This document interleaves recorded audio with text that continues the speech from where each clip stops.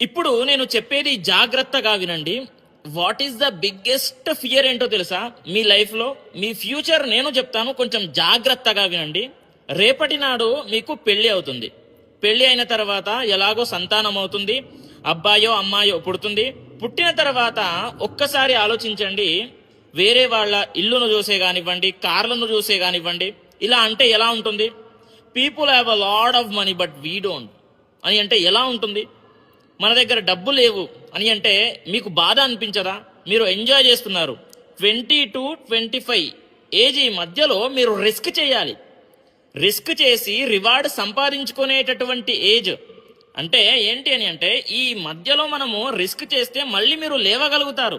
లేదు నేను 30-35లో నేను రిస్క్ చేస్తానంటే మీరు అక్కడ పడ్డారనుకోండి, మీకు లైఫ్లో మళ్ళీ లేవలేరు. ఎందుకని అంటే అప్పటికే మీకు వైఫ్ ఉంటుంది, మీ పిల్లలు ఉంటారు. అప్పుడు రిస్క్ ఎలా చేస్తారు?